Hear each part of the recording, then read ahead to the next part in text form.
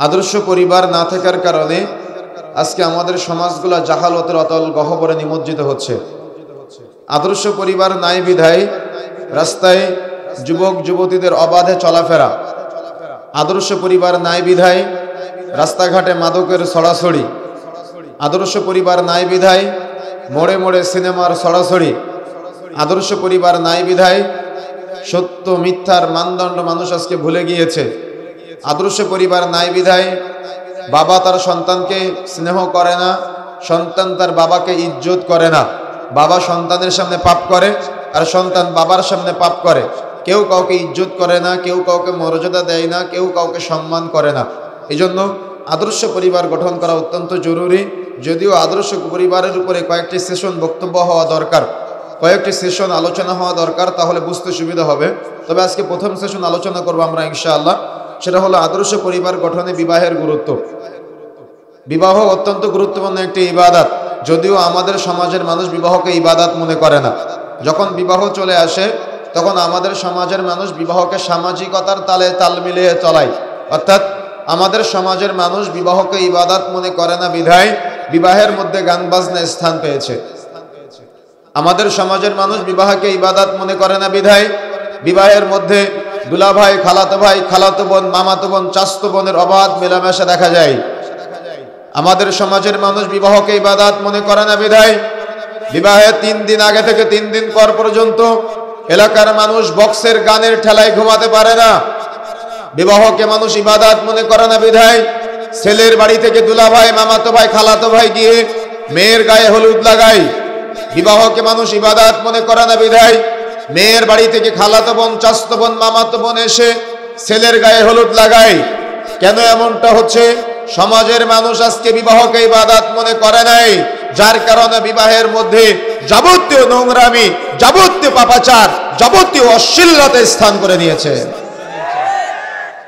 যদি বিবাহ আমরা সুন্নাহ পদ্ধতিতে ঢেলে সাজাতে পারতাম তাহলে একটা সুন্দর পরিবার গঠন করা সম্ভব ছিল। কিন্তু বিবাহেতে গলত থাকার কারণে, বিবাহ সুন্নাহ পদ্ধতিতে না হওয়ার কারণে যখন পরবর্তী প্রজন্ম আসতেছে তখন তারা তাদের বাবার কাছ থেকে কোনো গায়রতওয়ালা শিক্ষা অর্জন করতে পারে না।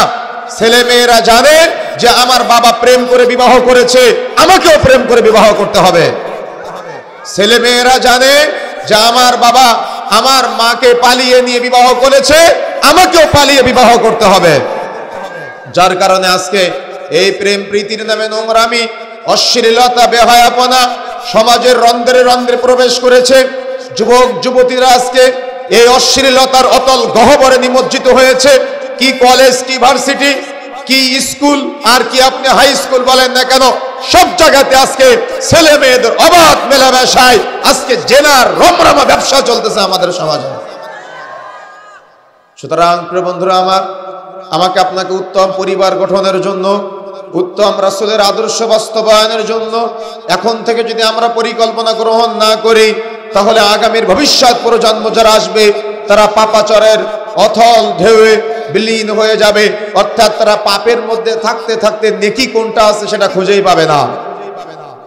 এই জন্য এখন থেকে প্ল্যান করতে হবে, এখন থেকে প্রস্তুতি গ্রহণ করতে হবে যে আমাদের বিবাহতেই যদি আমরা সুন্নাহ পদ্ধতির ঢেলে সাজাতে না পারি তাহলে আমাদের আগামীর ভবিষ্যৎ প্রজন্ম ধ্বংস হয়ে যাবে, নষ্ট হয়ে যাবে। সুতরাং প্রিয় বন্ধুরা আমার, মনে রাখার চেষ্টা করতে হবে। রাসূলুল্লাহ সাল্লাল্লাহু আলাইহি ওয়াসাল্লাম বলছেন, ইয়া মা'শারাশ শাবাব মান ইসতাতা'a মিনকুম, হে যুবক সম্প্রদায়, যাদের বিবাহ করার ক্ষমতা আছে তোমরা বিবাহ করো। বিবাহ করার ব্যাপারে যেহেতু রাসূলুল্লাহ সাল্লাল্লাহু আলাইহি ওয়াসাল্লাম নির্দেশ দিয়েছেন, বলেন তো এটা কি তাহলে ইবাদত না? কথা বলতেছেন না কেন? এটা কি ইবাদত না? যদি ইসলামের নির্দেশনা থাকে তো এটা কি ইবাদত না? যদি এটা ইবাদত হয়ে থাকে তো এই ইবাদতের কি কোনো সুন্নাহ পদ্ধতি নাই?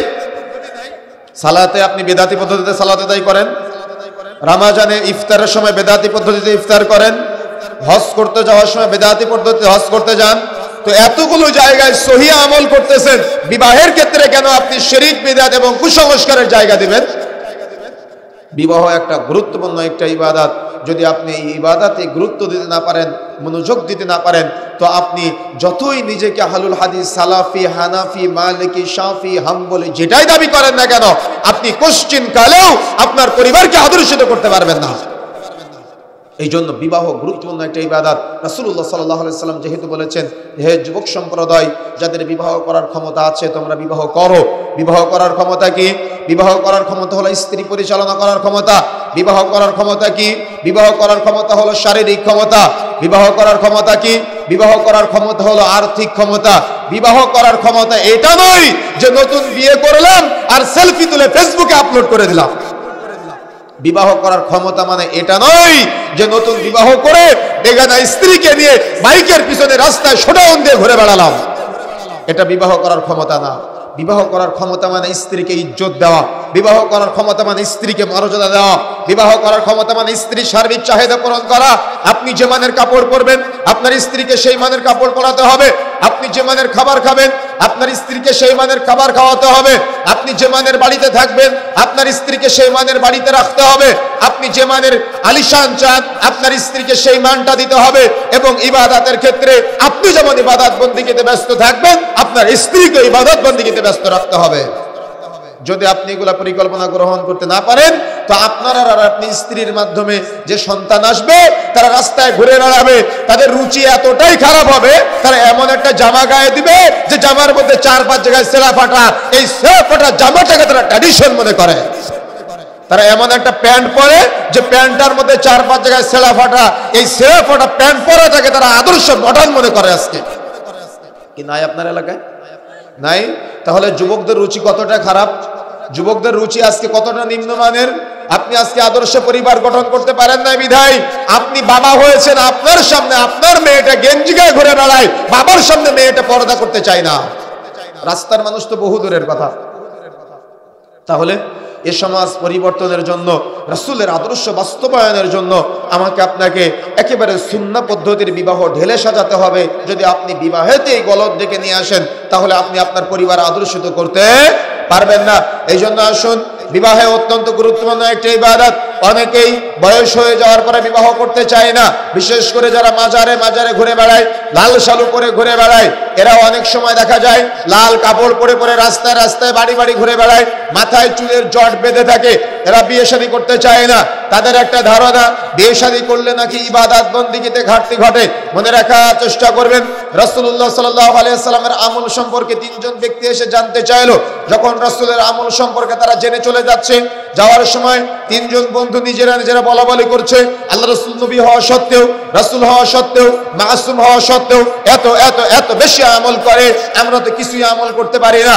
3 বন্ধুর মধ্যে এক বন্ধু বলল, আমি জীবনে রাতে কখনো ঘুমাবো না, সারা রাত সালাত আদায় করব।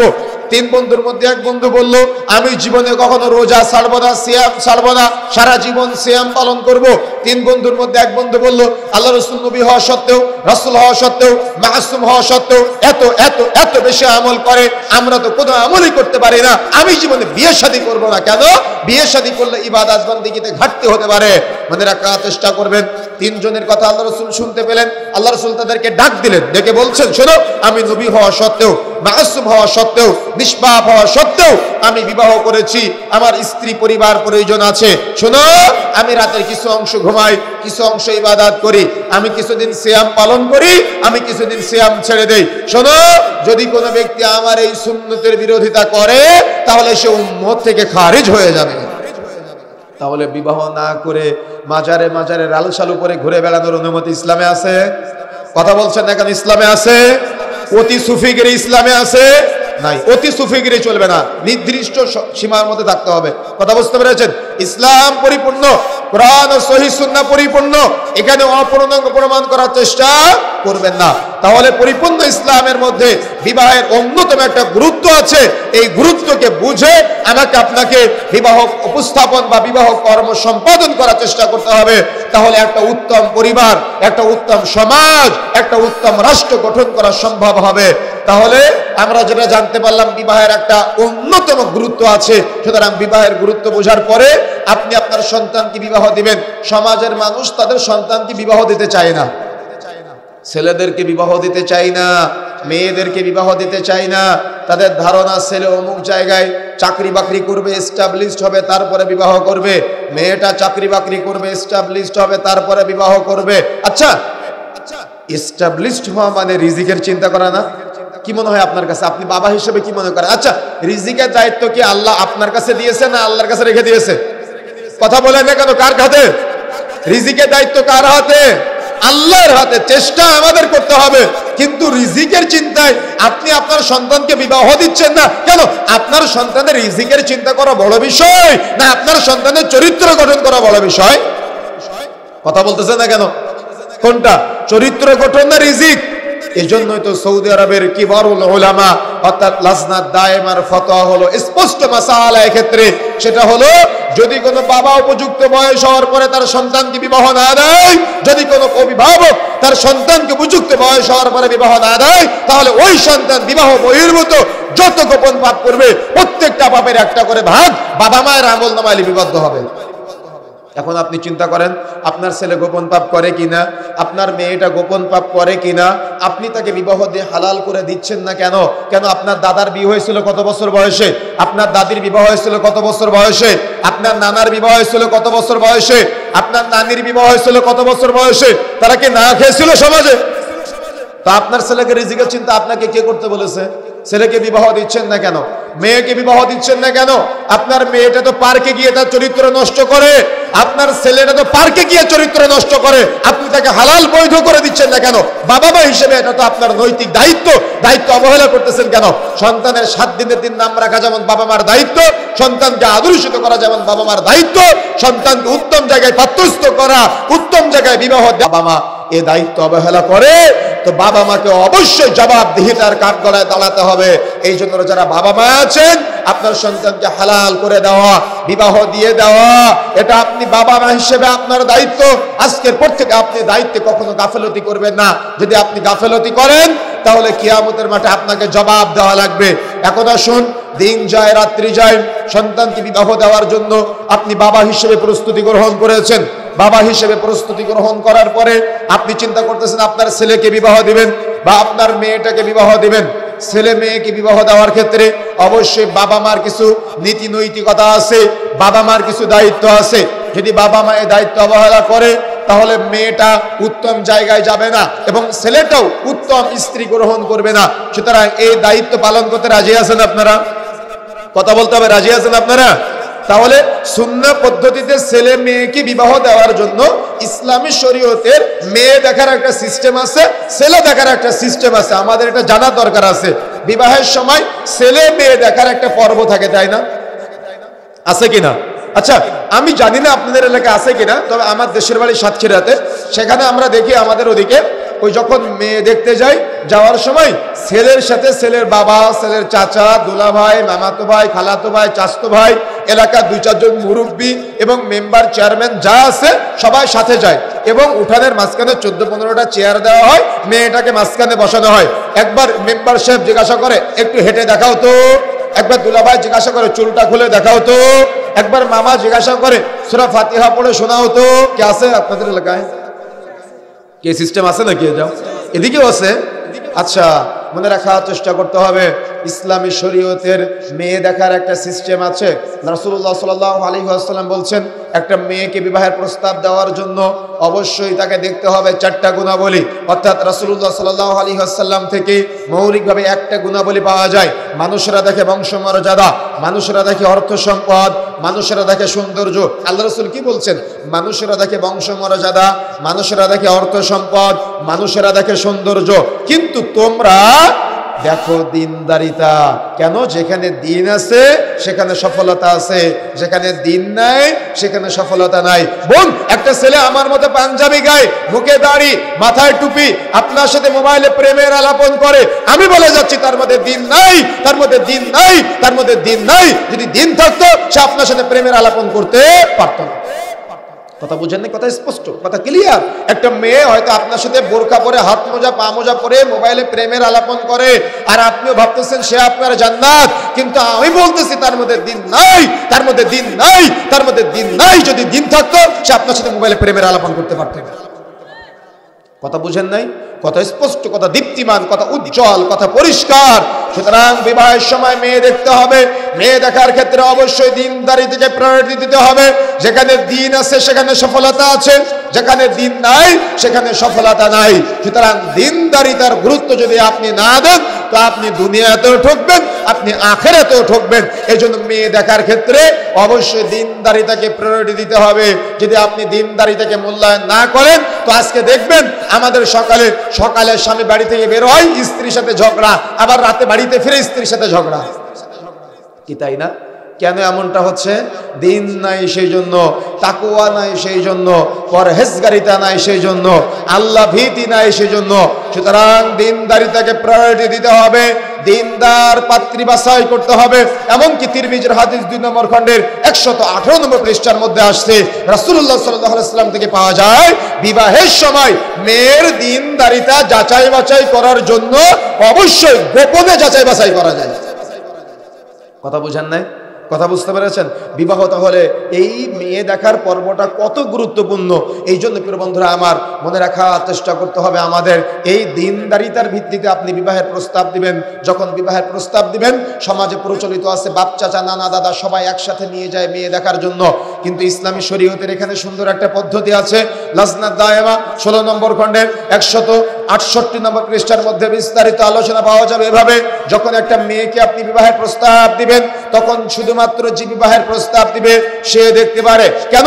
এখানে স্পষ্ট চূড়ান্ত মাসালা হলো, একটা মেয়েকে বিবাহের প্রস্তাব দিলে তাকে দেখা যায় কতটুকু দেখা যায়? মুখমণ্ডল দেখা যায়। একটা মেয়েকে বিবাহের প্রস্তাব দিলে তাকে দেখা যায় কতটুকু দেখা যায়? হাতের কবজি পর্যন্ত দেখা যায়।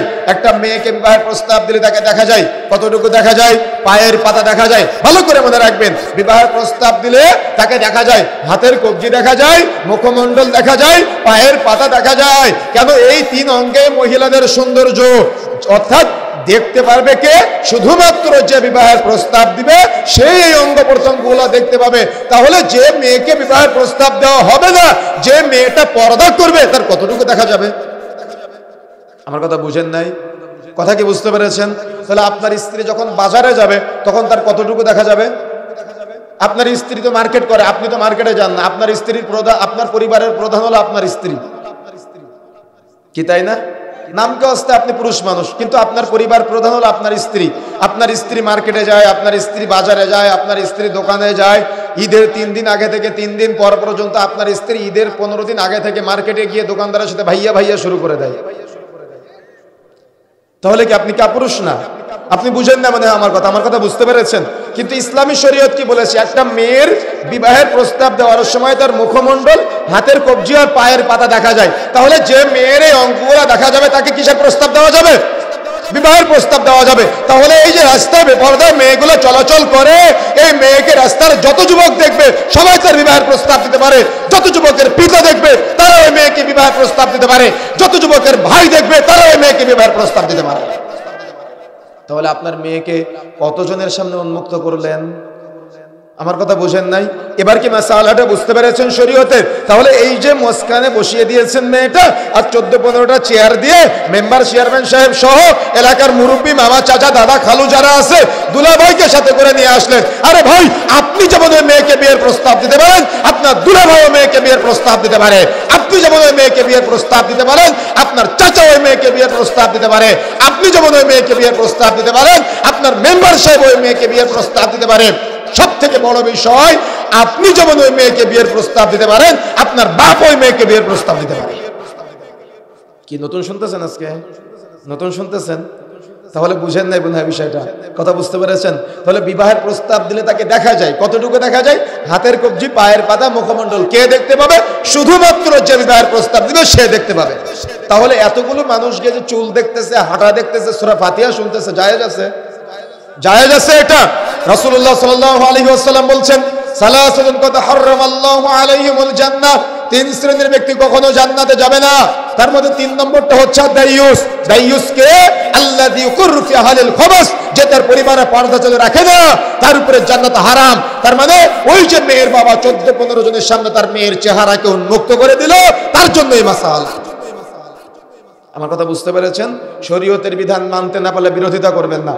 যদি কোরআন হাদিসের জ্ঞান না থাকে তাহলে রেফারেন্স সহকারে শোনার চেষ্টা করবেন। কোরআন হাদিসের বিষয়ে বলবেন না এটা সামাজিকতা। আপনি বোন জামাই হয়েছেন, বিবাহের সময় বারে বারে শ্বশুরের খুদ ধরবেন, শ্যালকের খুদ ধরবেন, আর মেয়ে দেখতে যাওয়ার সময় যখন আপনাকে নিয়ে যাবে না, তখন আপনি আবার ঘাড় তেরার মতো বলেন যে শ্যালকের মেয়ে দেখতে যাওয়ার সময় আমাকে নিয়ে যায়নি, আমি ওই বিয়েতেই যাব না। কি আছে কিনা? আছে না? এরা হলো 3 নম্বর শ্রেণীর চরিত্রহীন নোংরা দুলাভাই। কথা বুঝেন নাই? কেন নোংরা বললাম আলোচনা শেষে বলবো, মনে করে দিবেন আমাকে, ঠিক আছে? তো যে কথা বলতে চাচ্ছিলাম যে তাহলে বিবাহের সময় দুলাভাই, মামাতো ভাই, খালাতো ভাই, চাচতো ভাই, বন্ধু তো বহু দূরের কথা, ছেলের বাপ পর্যন্ত মেয়ে দেখতে যেতে পারবে না। কেন? ছেলে যেমন মেয়েকে বিয়ের প্রস্তাব দিতে পারে, বিয়ের আগে ওই মেয়ে কি বাবার মাহারাম? কথা বুঝেন না মনে হয়? বলেন তো আপনার স্ত্রীর সৌন্দর্য কার জন্য? হ্যাঁ, কথা বলেন পিছনের ভাইয়েরা, কার জন্য? উত্তর হয়েছে 50 মার্ক পেয়েছেন, 100 মার্ক পেতে হবে। বলেন আপনার স্ত্রী সৌন্দর্য কার জন্য? সেটাও বললাম 50 মার্ক পেয়েছেন। একটা শব্দ যুক্ত করতে হবে মাঝখানে, একটা শব্দ যুক্ত করলেই আমরা 100 মার্ক পাবো।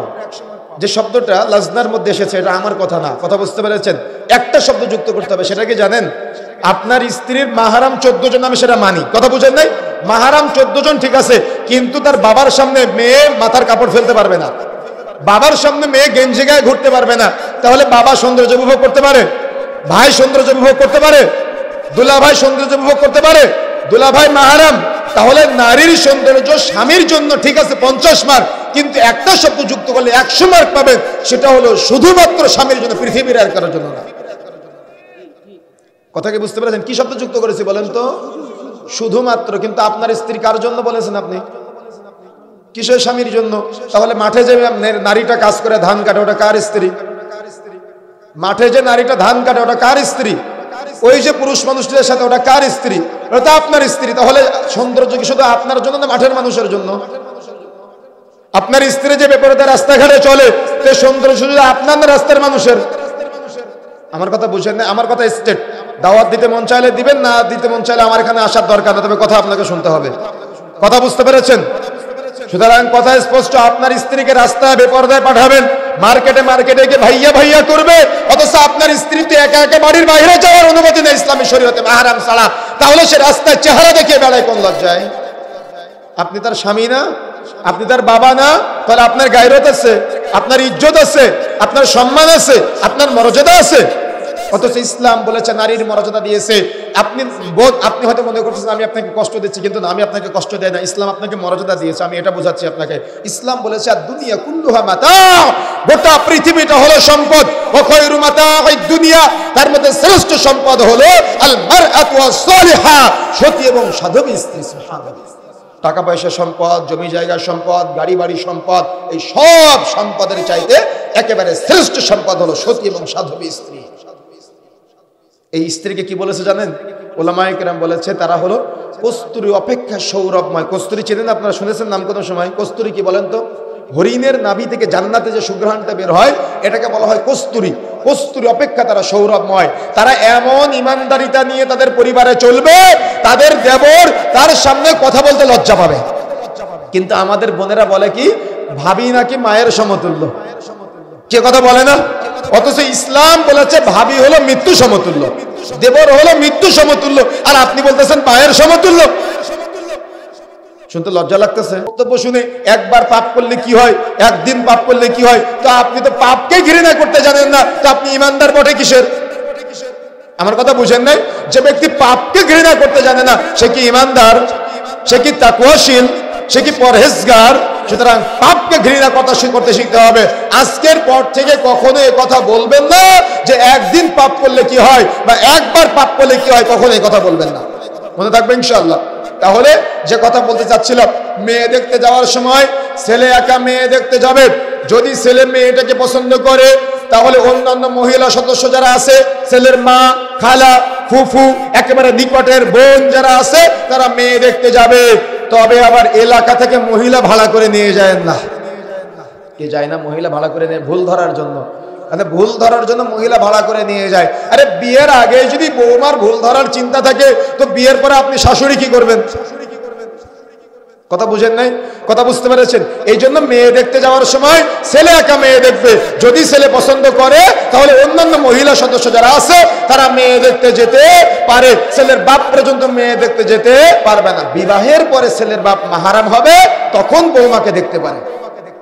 কথা বুঝতে পেরেছেন? এখন আপনি বলতেছেন যে হুজুর আপনি তো বলে গেলেন, কিন্তু আমার ছেলেকে বিয়ে দিব, বৌমাকে কি আমি দেখবো না? না, বৌমাকে দেখতে ইসলাম আপনাকে অনুমতি দেয় না। বৌমাকে দেখবেন বিয়ের পরে। কেন? বৌমাকে তো আপনি বিয়ে করবেন না। কথা বুঝতে পেরেছেন? বৌমাকে বিয়ে করবে আপনার ছেলে, যদি পছন্দ করে আপনার স্ত্রী তাকে পছন্দ করুক। সুতরাং যে কথা বলতে যাচ্ছিলাম, ইসলামী শরীয়তের এই মাসালা মনে রাখার চেষ্টা করতে হবে। বিবাহের সময় ছেলে একা মেয়ে দেখতে যাবে, যারা বাবা আছেন তারাই পরিবেশ তৈরি করে দিবেন। দুলা ভাইকে সাথে পাঠানো, বন্ধুকে সাথে পাঠানো, খালাতো ভাইকে সাথে পাঠানো, এই সিস্টেম বদলাতে হবে, এই সিস্টেম পরিবার করতে হবে। ছেলে যদি মেয়েটাকে পছন্দ করে তাহলে অন্যান্য মহিলা সদস্য যারা আছে তারা মেয়ে দেখতে যেতে পারে। এখন আসুন, এই সুন্নাহ পদ্ধতিতে মেয়ের দিনদারিতার ভিত্তিতে মেয়েটাকে পছন্দ করা হলো, তাহলে মেয়ে দেখার ক্ষেত্রে যেমন এই সিস্টেম ফলো করতে হবে, অর্থাৎ মেয়ের দিনদারিতা সেম একইভাবে ছেলে দেখার ক্ষেত্রে প্রথমে ফলো করতে হবে। ছেলে হালাল উপার্জন করে কিনা, যদি কোনো ছেলে হালাল ইনকাম না করে তাহলে তার সাথে আপনার মেয়েকে বিবাহ দিবেন না। যদি বিবাহ দেন তাহলে আপনার মেয়েটাও ওই ছেলের বাড়ি থেকে হারাম খাবে। কথা বুঝতে পেরেছেন? এই জন্য যুবক ভাইয়েরা বিয়ে করার আগে অন্তত হালাল ইনকাম করা শিখতে হবে, মনে থাকবে ইনশাআল্লাহ। 2 নম্বরে দেখতে হবে ছেলের পরিবারে 100% পর্দা আছে কিনা। তার মানে অনেক বোন আমাদের কাছে অভিযোগ করে বা বিভিন্ন মাহফিলে গেলে যে আমরা তো বাড়িতে পর্দা করতে চাই, তো পর্দা করলে শাশুড়ি রাগ করে, পর্দা করলে স্বামী রাগ করে, বোন জামাইয়ের ভাত বেড়ে না খাওয়ালে শাশুড়ি আবার স্বামীর কাছে অভিযোগ করে। কি আছে না এমনটা? আপনি কাপুরুষ, আপনার সারাদিন আপনার স্ত্রী পরিশ্রম করলো, পরিশ্রম করার পরে দেখা যাচ্ছে রান্না বান্না করলো, রান্না বান্না করার পরে আপনার স্ত্রী আপনার বোনের জামাই যিনি আছে তাকে ভাত বেড়ে দেয়নি। এই জন্য আপনার মা আপনার কাছে অভিযোগ করেছে যে তোর বউ আমার মেয়ের জামাইকে ভাত বেড়ে খাওয়ায়নি, সে হিংসা করেছে। কথা বুঝেন নাই? এখন আপনিও কাপুরুষ, আপনি এসে আপনার স্ত্রীকে বেধড়ক পিটালেন। কি আপনার গায়রত আছে? আপনার ব্যক্তিত্ব আছে? আপনার ছেলে আপনাকে মর্যাদা দিবে? সে জানে আমার বাবা কাপুরুষ, আমার বাবা আমার মাকে মারে, সে জানে আমার বাবা কাপুরুষ, আমার বাবা আমার মায়ের গায়ে হাত দেয়, সে জানে আমার বাবা একটা কাপুরুষ, আমার বাবা দিন পালন করে না, তাহলে আপনার সন্তান আপনাকে মূল্যায়ন করবে? অসম্ভব, হতে পারে না। এই জন্য প্রিয় বন্ধুরা আমার, যে কথা বলতে চাচ্ছিলাম মনে রাখার চেষ্টা করতে হবে। বিবাহের সময় আপনার মেয়েকে যে বাড়িতে পাঠাবেন ওই বাড়িতে দিন আছে কিনা সেটা আপনাকে দেখতে হবে। কেন? যেখানে দিন নাই সেখানে আপনার মেয়েকে বিবাহ দিবেন, দিন রাত আপনার মেয়েটা কষ্ট পাবে, ব্যথা পাবে। দেখছেন না, বাবা যায়, বাবার বাড়ি থেকে মেম্বার চেয়ারম্যান যায় ঝগড়া বিবাদ মিটানোর জন্য। তাহলে ছেলের গায়রত আছে, ছেলের ব্যক্তিত্ব আছে। তো যার ব্যক্তিত্ব নাই তার সাথে আপনি বিবাহ দিলেন কেন? যার মধ্যে দিনদারিতা নাই তার সাথে আপনি বিবাহ দিলেন কেন? যে হারাম খায় সে কি রাসূলকে ভালোবাসে? যে রাসূলকে ভালোবাসে না সে কি আপনার মেয়েকে ভালোবাসবে? আমার কথা কি বুঝতে পারতেছেন আপনারা? আমার কথা বুঝতে পারতেছেন? তাহলে যে রাসূলকে ভালোবাসে না সে আপনার মেয়েকে ভালোবাসবে, আর যে আপনার মেয়েকে ভালোবাসে না সে তার সংসারকেও ভালোবাসবে না। এই জন্য প্রিয় বন্ধুরা আমার, মেয়ে দেখার ক্ষেত্রে যেমন দিনদারিতাকে ফলো করতে হবে, সেম একইভাবে ছেলে দেখার ক্ষেত্রেও দিনদারিতাকে প্রায়োরিটি দিতে হবে। এখন আসুন, দিন যায় রাত্রি যায়, মেয়ে দেখা হলো, ছেলে দেখা হলো, এখন আসবে বিবাহের দিন তারিখ নির্ধারণ করার পালা। বিবাহের দিন তারিখ নির্ধারণ করার পরে আমাদের সমাজে একটা ফিক্সড করা হয়, সেটা হলো কাবিন বা মোহর। অর্থাৎ ছেলের পরিবারের বাপ চাচা নানা দাদা, মেয়ের পরিবারের বাপ চাচা নানা দাদা সবাই একসাথে বসে মোহর আর কাবিন ছেলের উপরে চাপায় দেয়। আচ্ছা, আপনাদের কাছে একটা প্রশ্ন করি, আপনারা তো সবাই শিক্ষিত মানুষ, বলেন তো মোহর আর কাবিন এক না আলাদা? কথা বলতে হয়, মোহর আর কাবিন এক না আলাদা? সামনের ভাইয়েরা বলেন, এক না আলাদা? হ্যাঁ, এক না আলাদা? যাক, তাহলে জ্ঞান আছে আলহামদুলিল্লাহ। তাহলে এ ব্যাপারে শরীয়তের মাসালা জানা আছে। কিন্তু অনেক জায়গায় জিজ্ঞাসা করলে বলে মোহর আর কাবিন এক। কথা বুঝেন নাই? কি আমি ভুল বললাম না আপনারা ভুল বললেন? কি কনফিউজ সৃষ্টি করে দিলাম আপনাদের মাঝে?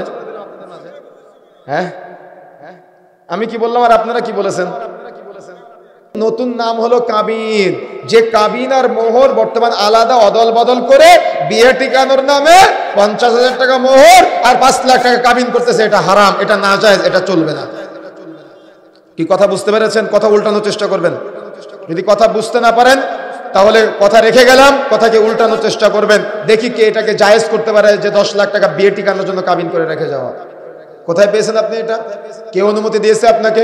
বিবাহ ইবাদত না, এই ইবাদতের মধ্যে মেয়ের বাবা হয়েছেন তাই বলে আপনি 10 লাখ টাকা কাবিন করবেন? ইসলাম অনুমতি দিয়েছে আপনাকে? ইসলাম বলেছে তোমরা মোহরকে সহজ করে বিবাহকে সহজ করে দাও, আর আপনি মোহরকে কাবিন বানিয়ে বিয়েকে কঠিন করবেন আর ছেলের উপরে এটা চাপাবেন? ইসলাম অনুমতি দিয়েছে আপনাকে? ইসলাম যদি অনুমতি না দেয় তো আপনি কাবিন করলেন কেন? আপনার দাদার কাবিন কত ছিল? আপনার দাদির কাবিন কত ছিল? আপনার নানার কাবিন কত ছিল? আপনার নানির কাবিন কত ছিল? তাদের পরিবারে কতটুকু সুখ আছে আর আপনার পরিবারে কতটুকু সুখ? সুখ নাই কেন আপনার পরিবারে? শান্তি নাই কেন আপনার পরিবারে? ইজ্জত করে না কেন আপনার স্ত্রী? আপনার দাদি এখনো পর্যন্ত আপনার দাদাকে অগাধ ভিতর থেকে ভালোবাসে, আর আপনার স্ত্রী এখনো পর্যন্ত আপনাকে ভালোবাসতে পারে নাই। কেন পারে নাই? দিন নাই তাই, তাকওয়া নাই তাই, পরহেজগারিতা নাই তাই। আর তার শ্বশুর অর্থাৎ আপনার শ্বশুর আপনার স্ত্রীকে আপনার কাছে পণ হিসেবে দিয়েছে। তার মানে ওই যে 10 লাখ টাকা যদি তালাক হয় তাহলে আমার মেয়ে তো বেঁচে গেল। আর মেয়েরা ভাবে যে আমার তালাক হলে আমি তো 10 লাখ টাকা পেয়ে যাচ্ছি। আর এখন তো কোর্টের নিয়ম কত চমৎকার, ছেলের অপরাধ হোক বা না হোক, ছেলে তালাক দিক বা না দিক, যদি মেয়েটা কোনো প্রকার একটু অভিযোগ করে তাহলে তার জেল খাটতে হবে আজকে। তো প্রিয় বন্ধুরা আমার, ইসলাম সহজ করে দিয়েছে যাতে করে জেনা না হয়। কথা বুঝতে পেরেছেন? দ্রুত বিবাহ শাদী দিয়ে দিতে হবে। মোহর সহজ করে বিবাহকে সহজ করে দিবেন। মোহর সহজ করার পদ্ধতি কি? সেটা হলো ছেলে আর মেয়ের ওলি যিনি আছে দুজনে একসাথে থাকবে।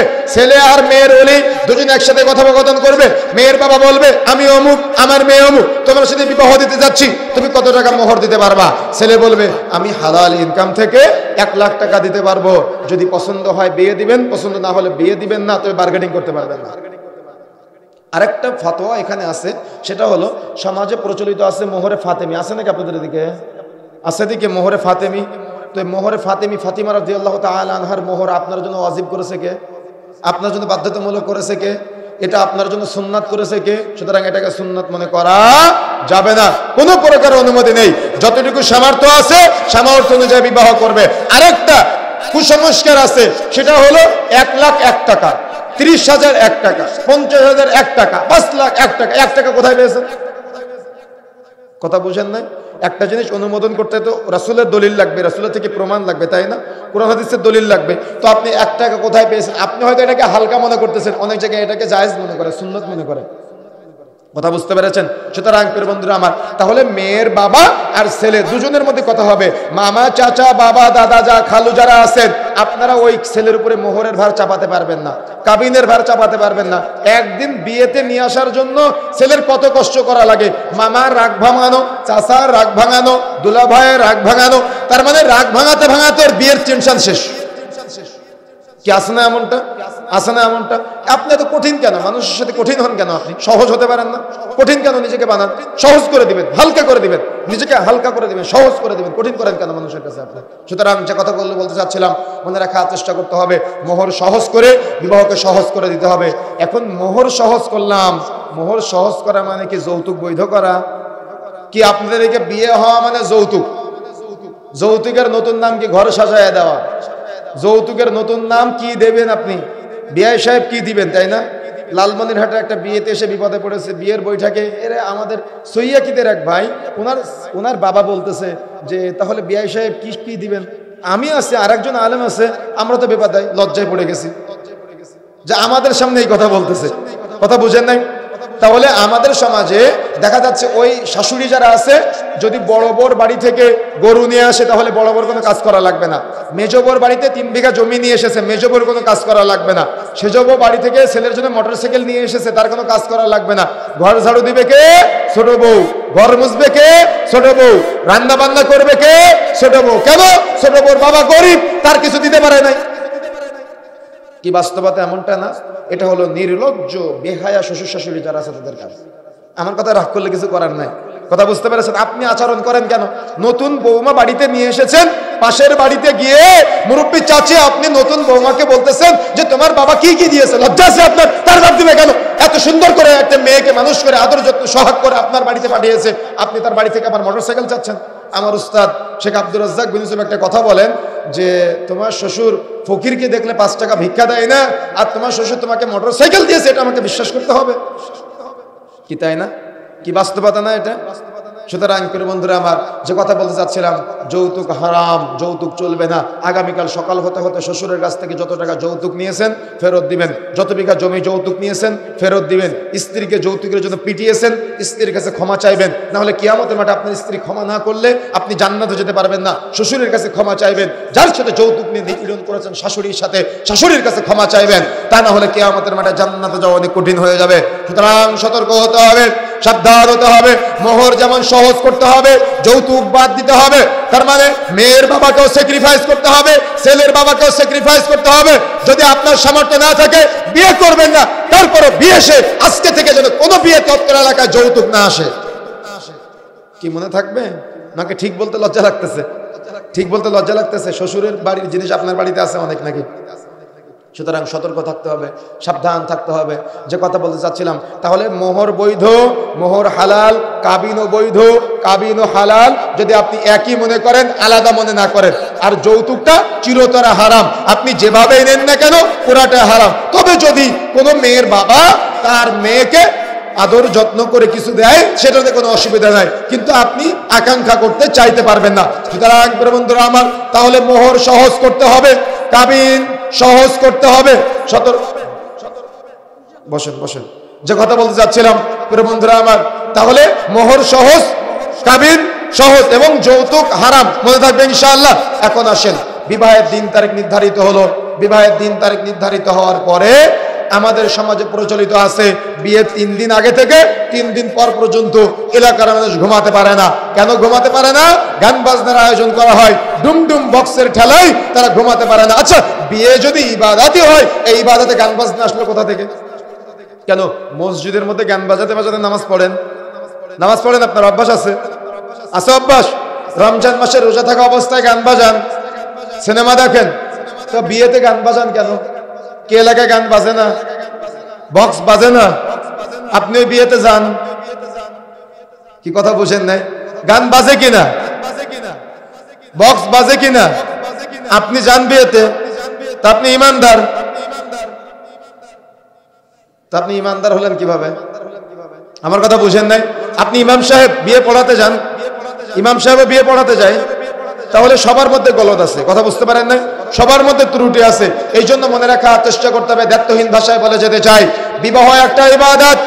যারা মাইকের আওয়াজ যত দূর পর্যন্ত যাচ্ছে, আগামীতে কিয়ামতের আগ পর্যন্ত অত্র এলাকায়, কি যেন নাম জানি না, তালপট্টি এলাকায় আগামীতে কিয়ামতের আগ পর্যন্ত কোনো বিবাহে যেন গান বাজনার আয়োজন করা না হয়। যদি বিয়েতে গান বাজনা বাজান, তো নামাজের সময় গান বাজনা বাজাবেন। যদি বিয়েতে গান বাজনা বাজান, রমজান মাসে গান বাজনা বাজাবেন, মনে থাকবে? কি তাও বলে আবার ঠিক আছে? বুঝে শুনে ঠিক বলেন আপনারা নাকি? বুঝে শুনে বলেন না বুঝে বলেন? আমার কথা কি বুঝতে পারতেছেন? তো সুতরাং মনে রাখার চেষ্টা করতে হবে, তাহলে আমাদের গান বাজনা যেমন নামাজের মধ্যে বাজান না, গান বাজনা যেমন রমজানে বাজান না, গান বাজনা যেমন ওয়াজ মাহফিলের সময় বাজান না, কেন? ইবাদতের জায়গা। এই জন্য তো বিবাহটা একটা ইবাদত। এই ইবাদতের মধ্যে কোনো বিবাহের জন্য আজকের পর থেকে গান বাজনা না বাজে। যারা ইমাম সাহেব আছেন, যে বিবাহে গান বাজনা বাজবে, যদি আপনার ইজ্জত থাকে, ওই বিয়ে পড়াতে যাবেন না 500 টাকার জন্য। 500 টাকার লোভে বিয়ে পড়াতে যাবেন না, মনে থাকবে ইনশাআল্লাহ। মসজিদের সভাপতি সাহেব যদি লজ্জা থাকে, তো যে বিয়েতে গান বাজনা বাজে ওই বিয়েতে যাবেন না। যদি বিয়েতে যান, সভাপতির দায়িত্ব ছেড়ে দিয়ে তারপরে বিয়েতে গান বাজনাওয়ালা বিয়েতে যাবেন, কথা মনে থাকবে ইনশাআল্লাহ। মসজিদের দায়িত্বশীল যারা আছেন, যদি আপনাদের ইজ্জত থাকে, সম্মান থাকে, লজ্জা থাকে, তাহলে যে বিয়েতে গান বাজনা বাজে ওই বিয়েতে আপনি যাবেন না। আর যদি লজ্জা না থাকে, মসজিদের দায়িত্ব ছেড়ে দিয়ে তারপরে যাবেন, ইমামতির দায়িত্ব ছেড়ে দিয়ে তারপরে বিয়ে পড়াতে যাবেন 500 টাকার জন্য। আজকে যদি আমরা কঠিন না হই, তো এই গান বাজনাগুলো আমাদের সমাজে স্থান পাবে কি? আপনি ঠিক বলতেছেন, আপনার দোকানে সকাল 8টা থেকে রাত্রি 10টা পর্যন্ত সিনেমা দেখান, গান বাজান, ডিশের বিল আপনি দেন, কারেন্টের বিল আপনি দেন, টাকা আপনি দেন, টিভি আপনার টাকায় ক্রয় করা। তো সকাল 8টা থেকে রাত্রি 10টা পর্যন্ত আপনার চায়ের দোকানে যত মানুষ সিনেমা দেখে, এর দায়ভার কে নিবে? কথা বুঝেন নাই? এর দায়ভার কে নিবে? তাহলে প্রত্যেকটা রন্ধ্রে রন্ধ্রে, প্রত্যেকটা পদে পদে আমরা বিপদে আছি, অর্থাৎ পাপের মধ্যে আছি। সুতরাং বিবাহ নামক ইবাদত, এই ইবাদতের ক্ষেত্রে কোনো বিবাহে যেন গান বাজনা না বাজে। আর যদি গান বাজনা বাজে, নিজেকে যদি ইমানদার পরিচয় দেন, তাহলে ওই বিয়েতে যাবেন না। আর যদি মনে হয় যে ওটা হিন্দুর বিবাহ, তাহলে ছেড়ে দিবেন। কেন হিন্দুর বিয়েতে গান বাজে? হিন্দুর বিয়েতে অশ্লীলতা থাকে, হিন্দুর বিয়েতে রং মাখামাখি থাকে। আর যদি আপনার পরিবারে হিন্দুর বিবাহ না হয় তাহলে রং মাখামাখির আয়োজন করবেন। বিয়ের দিন ছেলেকে গোসল করায় কে? ভাবিরা। মেয়েকে গোসল করায় কে? দুলা ভাই, মামাতো ভাই, খালাতো ভাই। এই নোংরামি কবে বন্ধ করবেন আপনারা? কি নোংরামি না এগুলা? নোংরামি না এগুলা? তো এটাকে ইবাদত বলছেন কি জন্য? এজন্য এরা এভাবে বিবাহ করে, এদের বিয়েতে সংসার টেকে না, তালাক আর তালাক, পরিবারে অশান্তি, সংসারে সুখ নেই। এদের ছেলে মেয়ে হয়, এরা রাস্তাঘাটে ঘুরে বেড়ায় পখাড়াদের মতো। এরা ওর বাবার সামনে সিগারেট খায়, লজ্জা লাগে না। ওর বাবা দাঁড়িয়ে আছে, তোয়াক্কা করে না। ওর মা দাঁড়িয়ে আছে, তোয়াক্কা করে না। আলেম দাঁড়িয়ে আছে, তোয়াক্কা করে না। ও সিগারেট খায় আর ঝাড়তার দিকে ধোয়া ছেড়ে দেয়। ও পাপ করে, ওর লজ্জা লাগে না। কেন? ওর বাবা মা পাপী, তাই। কথা বুঝতে পেরেছেন? দেখবেন এদের ছেলে মেয়েরা এমন হয়, রাস্তায় এমন চুলের কাটিং দিয়ে ঘুরে বেড়ায়। চুলের কাটিং সামনে এক কালার, পিছনে এক কালার, ডানে এক কালার, বামে এক কালার। চুলের কাটিং দেখলে তাকে মুসলমানের ছেলে মনে হয় না। তো এরা কোন বাবা মার সন্তান? যে বাবা মা এই বিবাহ নামক সুন্নাহ পদ্ধতির মধ্যেই যারা এই রং মাখামাখি, ঢেলাঢেলি, ইবাদত বন্দেগী মনে করতে পারে নাই। কেন? যে দিনদার তার বিয়েতে গান বাজতে পারে, যে পরহেজগার তার বিয়েতে গান বাজতে পারে। তো আপনার বিয়েতে গান বেজেছে, আপনি ইমানদার না তাই, আপনি পরহেজগার না তাই, আপনি তাকওয়াশীল না তাই। আর মুরব্বী 5 ওয়াক্ত নামাজ মসজিদে পড়েন, আর আপনার ছেলের বিয়ে দেওয়ার সময় গান বাজনা বাজালেন। আর আমি বললে আপনি বলেন একদিন বাজালে কি হয়? ওই একদিন বাজালে কি হয় এই কথা বলা মানে আপনি পাপকে ঘৃণা করেন না। কথা বুঝতে পেরেছেন? সুতরাং প্রিয় বন্ধুরা আমার, বিবাহে থেকে এই গান বাজনা, অশ্লীলতা বর্জন করতে হবে। পারবেন ইনশাআল্লাহ? পারবেন ইনশাআল্লাহ? চেষ্টা করতে হবে। যদি নিজেকে ইমানদার দাবি করেন, আগামীকাল থেকে কোনো বিয়েতে গান বাজনা বাজলে সেখানে যাওয়া যাবে না ইনশাআল্লাহ। এখন আসেন, বিবাহের দিন ছেলে পক্ষ মেয়ের বাড়িতে এসেছে মেয়েকে নিয়ে যাওয়ার জন্য। এখন যখন নতুন বিবাহ হয়ে গেল, বিবাহ হয়ে যাওয়ার পরে এখন নতুন জামাই ভাত খাবে, নতুন জামাই ভাত খাবে। এখন ভাত খাওয়ার সময় হাত ধোয়াই দিবে কে? কে ধোয়াই দিবে? শালীরা হাত ধোয়াই দিবে। ভাই, নতুন বিবাহ করলেন আপনি, কি লজ্জা লাগতেছে না? বলতেছেন কেন এইভাবে? লজ্জা লাগতেছে না? শুনতে লজ্জা লাগে না যে নতুন বিয়ে করেছেন আপনি, আর নতুন বউকে স্পর্শ করার আগে আপনার একদল শালী বেগানা নারী আপনার হাত ধরে স্পর্শ করতেছে? লজ্জা আছে আপনার?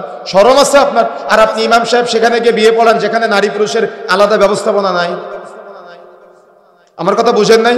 আমার কথা রাগ করলে কিছু করার নেই, দাওয়াত দিয়েন না, তবে কথা আপনাকে শুনতে হবে। কথা বুঝতে পেরেছেন? সুতরাং প্রিয় বন্ধুরা আমার, যে কথা বলতে যাচ্ছিলাম, তাহলে বিবাহের সময় এই যে শালীরা আছে, হাত ধোয়ানোর সিস্টেম আছে, এটা বর্জন করতে হবে। গেট ধরার নামে একদল মহিলারা এসে ছেলেদের সাথে নোংরামি আচরণ করে, এটা বিবাহ নামক ইবাদতের মধ্য থেকে বর্জন করতে হবে। এই জাহেলি পন্থা বর্জন করতে হবে। জুতা সেরে রাখার মাধ্যমে ছেলে মেয়েদের যে অবাধ নোংরামি রয়েছে, এগুলা বর্জন করতে হবে। বিবাহের দিন গায়ে হলুদের নামে ছেলের বাড়ি থেকে মেয়ের বাড়ি থেকে নোংরামি, মেয়ের বাড়ি থেকে ছেলের বাড়ি থেকে যে নোংরামি আছে, এগুলা বর্জন করতে হবে। গান বাজনার অশ্লীলতা বর্জন করতে হবে। যদি বর্জন করতে না পারেন, আহলে হাদিস দাবি করবেন না নিজেকে। আহলে হাদিস পরিচয় দিতে গেলে গায়রত লাগে, ব্যক্তিত্ব লাগে, ইজ্জত লাগে, সম্মান লাগে। সেই সম্মান আপনার নাই। সম্মান থাকলে আপনার পরিবারে এটা হতো না। এই জন্য পরিবার বন্ধুরা আমার, যে কথা বলতে চাচ্ছিলাম, তাহলে এই সুন্নাহ পদ্ধতিতে বিবাহ সম্পন্ন করবেন কিভাবে? সুন্নাহ পদ্ধতিতে বিবাহ সম্পন্ন করার জন্য আমাদের সমাজে প্রচলিত আছে, ছেলের কাছে 3 বার কবুল বলাই, তারপরে মেয়ের কাছে গিয়ে 3 বার কবুল বলাই। এটা চলবে না, এটা না জায়েজ। জায়েজ কোনটা? সেটা হলো মেয়ের কাছ থেকে মেয়ের বাবা অনুমতি নিয়ে আসবে। অবশ্যই বিয়েতে মেয়ের অনুমতি বাধ্যতামূলক। যদি কোনো মেয়ে বিবাহে রাজি না হয়, তাহলে বাবা জোর করে বিবাহ দিতে পারবে না। অবশ্যই মেয়ের কাছ থেকে অনুমতি নেওয়া লাগবে। তিরমিজির বর্ণনা এমনটাই, মেয়ে যদি রাজি না থাকে জোর করে বিবাহ দিতে পারবে না। মেয়ে যদি কান্নাকাটি করে বিবাহ করবে না বলে জোর করে কোনো বাবা বিবাহ দিতে পারবে না। তাহলে সিস্টেমটা কি? মেয়ে যদি চুপ থাকে মনে করতে হবে সম্মতির লক্ষণ। মেয়ে যদি রাজি থাকে তো আপনি বিবাহ দিতে পারবেন। মেয়ের কাছ থেকে অনুমতি নিয়ে বিবাহ বৈঠকে গিয়ে খুতবার পরে আপনি ছেলেকে বলবেন, আমি অমুক, আমার মেয়ে অমুক, তুমি অমুক, তোমার বাবা অমুক, এত টাকা মোহরের বিনিময়ে আমার মেয়েকে তোমার সাথে বিবাহ দিলাম। তখন ছেলে বলবে, আমি আলহামদুলিল্লাহ কবুল করলাম, বিয়ে শেষ। কি সুন্নাহ পদ্ধতি, কত সহজ না?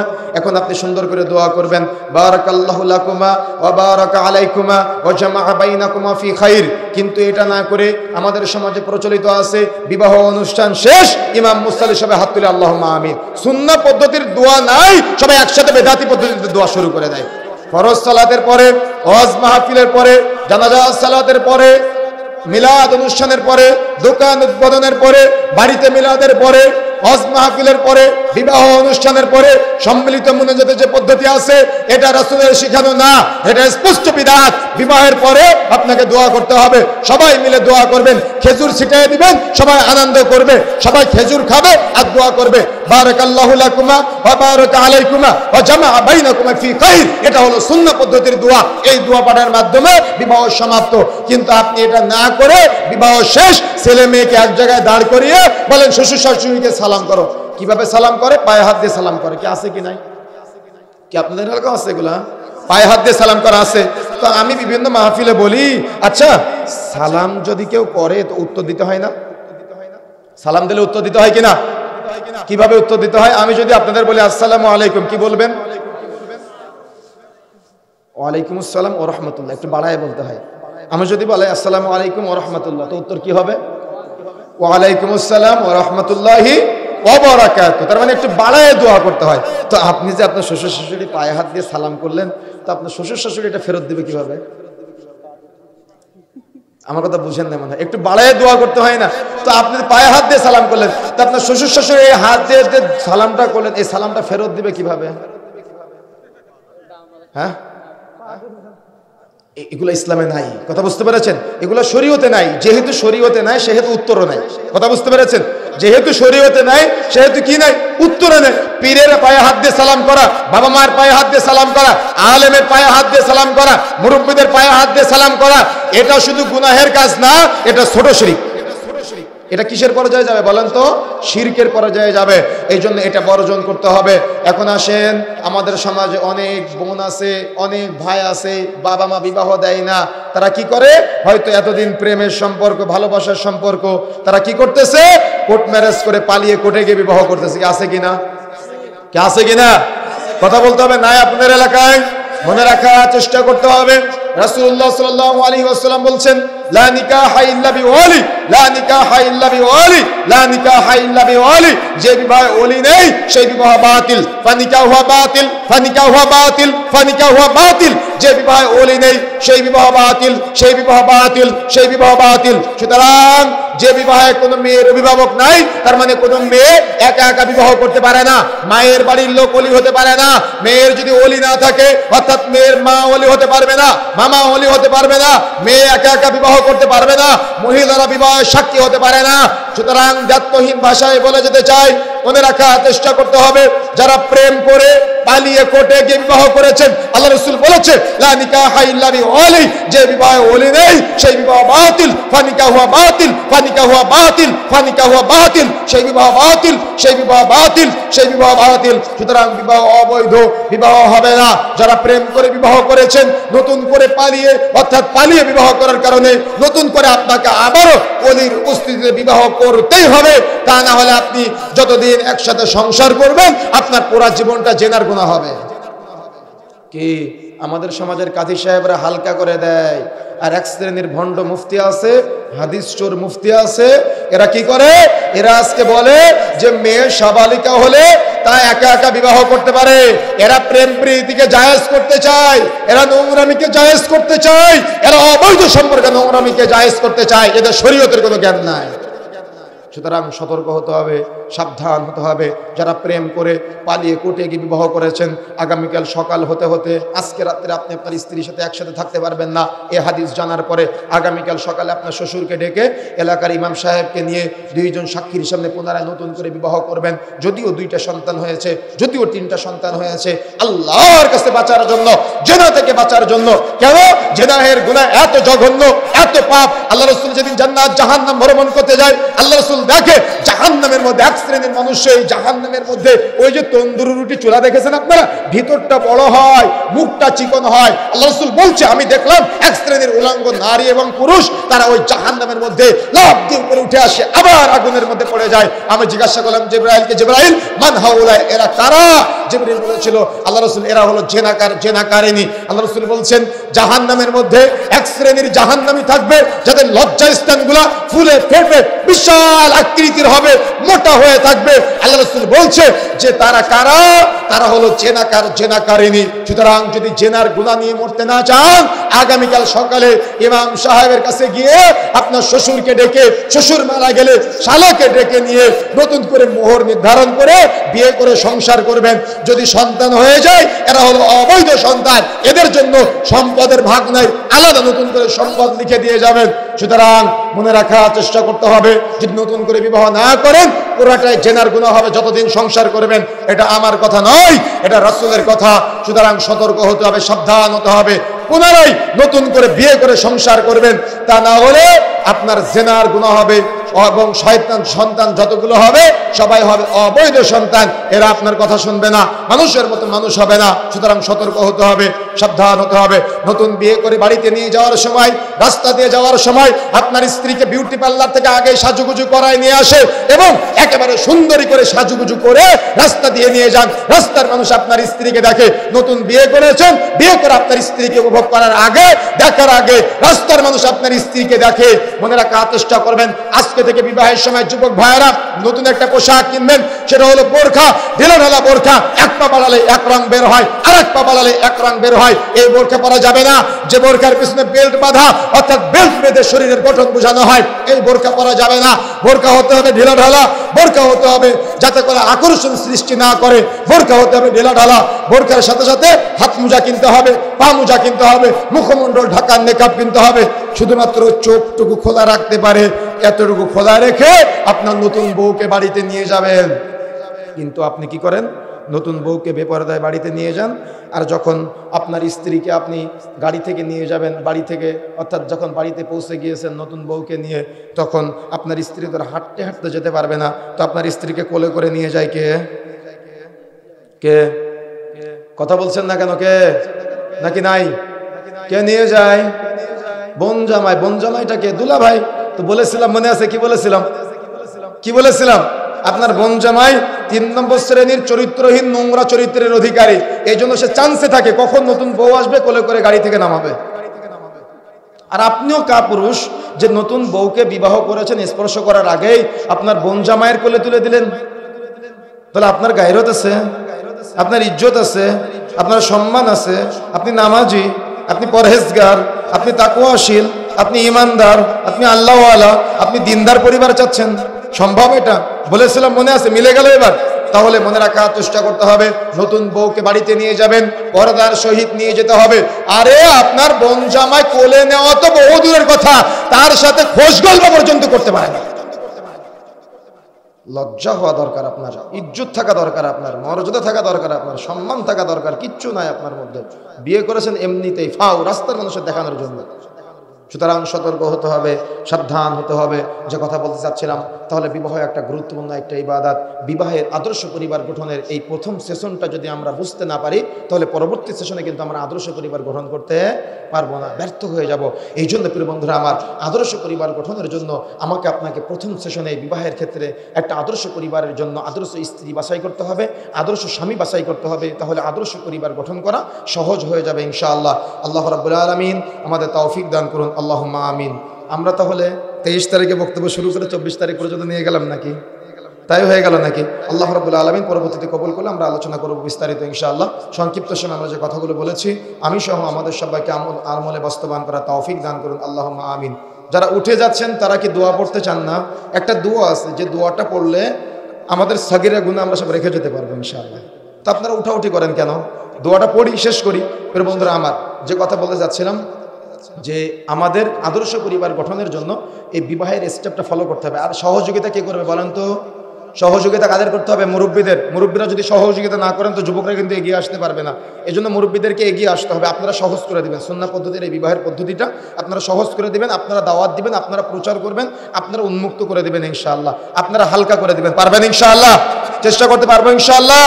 আল্লাহ রাব্বুল আলামিন তৌফিক দান করুন। আমাদের মাঝে অসুস্থ আছে তাদের সবাইকে শিফায়ে কামেলা আজেলা দান করুন। আল্লাহ রাব্বুল আলামিন আমাদের মাঝে যারা ঋণগ্রস্ত আছে তাদের সবাইকে ঋণ থেকে মুক্ত হওয়ার তৌফিক দান করুন। আল্লাহুম্মা আমিন। সাথে পড়েন, সুবহানাকা আল্লাহুম্মা ওয়া বিহামদিকা আশহাদু আল্লা ইলাহা ইল্লা আনতা আস্তাগফিরুকা ওয়া আতুবু ইলাইক।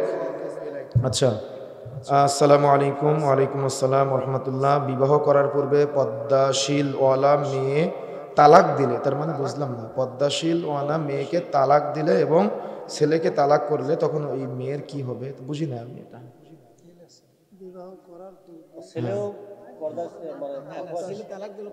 হ্যাঁ, বুঝি নাই তো এটা বিষয়টা, একই তো কথা লিখছেন নাকি? তালাক প্রাপ্ত মেয়েকে বিবাহের কথা লিখেছেন নাকি? এটা যিনি প্রশ্ন করেছেন তিনি কোথায়? যদি এমনটা হয় যে তালাকপ্রাপ্তা মেয়েকে বিবাহ করবেন কিনা, যদি দিনদার হয়, পরহেজগার হয়, তাহলে অবশ্যই বিবাহ করবেন ইনশাল্লাহ। এটা তার গায়রত, তার মর্যাদা, তার সম্মান বাড়ানোর জন্য এটা অবশ্যই আপনার কর্তব্য। কোনো মসজিদে যদি ফরজ সালাতের পর মুনাজাত নামক বিদআত চালু থাকে, সহি মানহাজের আলেম সেই মুনাজাত করে বলে ইমামতি নিয়েছে, সেটি কি জায়েজ আছে? আচ্ছা, আপনাদের কাছে একটা প্রশ্ন করি, তারপর আমি এই উত্তরটা দিব। আচ্ছা, নামাজে সাজদায় গিয়ে সুবহান রাব্বিল আলা পাঠ করেন না? একজনকে জিজ্ঞাসা করবো, হাত উঠাবেন, বলেন তো এটার অর্থ কয়জন জানেন? কয়জন? সুবহান রাব্বিল আজিম পড়েন না রুকুতে গিয়ে? এটার অর্থ কয়জন জানেন? দেখেন, তাহলে কেউ জানে না, বুঝতে পেরেছেন? আমাদের উচিত হলো নামাজের মধ্যে দোয়া করা। আজানের শুরু থেকে সালাম ফেরানোর আগ পর্যন্ত পুরো নামাজটা হলো দোয়া করার জায়গা। কিন্তু আপনি সাজদায় গিয়ে কি পড়েন জানেন না, রুকুতে গিয়ে কি পড়েন জানেন না, নামাজের মধ্যে কি পড়েন জানেন না, যার কারণে নামাজ পড়ে আপনার বাংলা নতুন করে দোয়া করা লাগে। কথা বুঝতে পেরেছেন? এভাবে দোয়া রাসূলুল্লাহ সাল্লাল্লাহু আলাইহি ওয়াসাল্লাম করেন নাই, সাহাবায়ে কেরাম করেন নাই।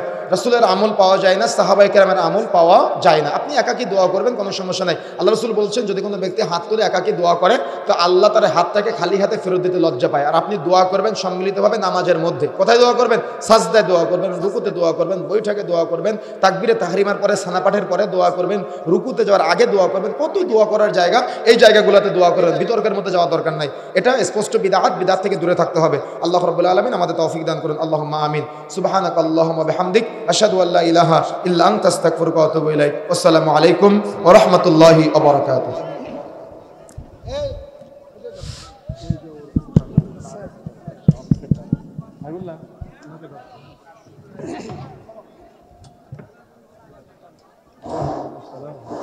আসসালামু আলাইকুম। সবার সমাপ্তি ঘোষণা করলাম। সুবহানাকা আল্লাহুম্মা ওয়া বিহামদিকা, আশহাদু আল্লা ইলাহা ইল্লা আনতা।